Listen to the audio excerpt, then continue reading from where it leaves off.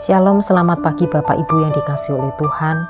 Kembali kita akan bersama-sama membaca dan merenungkan firman Tuhan. Mari kita berdoa. Bapa yang baik, Tuhan yang mengasihi kami bersyukur untuk waktu yang Tuhan berikan pada pagi hari ini. Kami boleh bersama-sama membaca dan merenungkan kebenaran firman Tuhan. Tuhan berkati setiap kami agar kami boleh membaca dan mengerti kebenaran firman-Mu. Di dalam nama Tuhan Yesus kami berdoa. Amin. Bapak Ibu, firman Tuhan diambil dari 2 Raja-Raja 4 ayat 39 yang berbunyi demikian. Taruhlah kuali yang paling besar di atas api dan masaklah sesuatu makanan bagi rombongan nabi itu. Sampai di sana pembacaan firman Tuhan.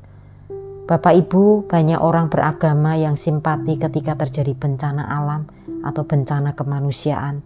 Ada yang berdoa, ada pula yang mendonasikan barang atau sejumlah besar uang dengan harapan dapat membantu meringankan beban penderitaan para korban bencana. Bapak Ibu, hal senada juga dilakukan oleh Elisa ketika mendapati kelaparan di negeri Gilgal.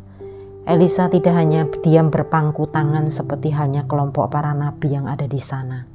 Secara proaktif Elisa bertindak dengan memerintahkan bujangnya untuk mengisi kuali dengan bahan makanan, sayuran, dan tanaman suluran air yang ada di sekitarnya. Elisa tidak mau pasrah menyerah dengan situasi dan kondisi yang menimpa penduduk Gilgal. Sebaliknya Elisa bertekad membantu dan berupaya mengelola bahan makanan yang dianggap penduduk Gilgal sebagai sesuatu yang asing. Alhasil makanan yang asing menjadi yang mengenyangkan ketika dicampur dengan tepung. Tindakan Elisa menyelamatkan penduduk Gilgal.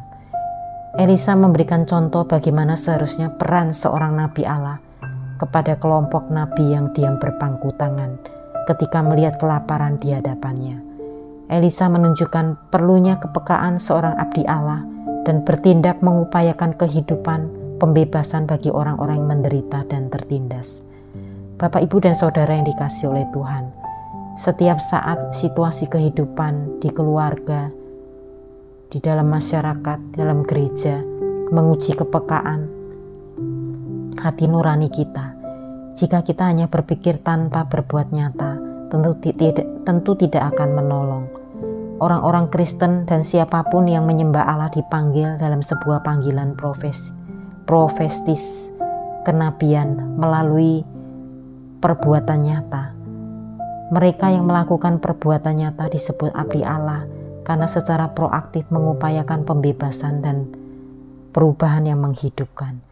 Kiranya kita sebagai anak-anak Tuhan dipanggil juga untuk melakukan tindakan nyata, bukan hanya berpangku tangan. Kiranya Tuhan menolong setiap kita untuk melakukan tindakan nyata secara nyata di dalam kehidupan kita. Amin. Mari kita berdoa.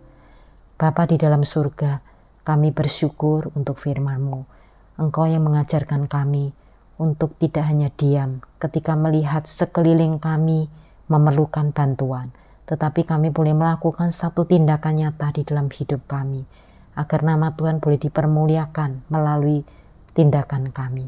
Tuhan, tolong setiap kami, agar kami dimampukan untuk menjadi berkat bagi orang-orang di sekeliling kami. Di dalam nama Tuhan Yesus kami berdoa.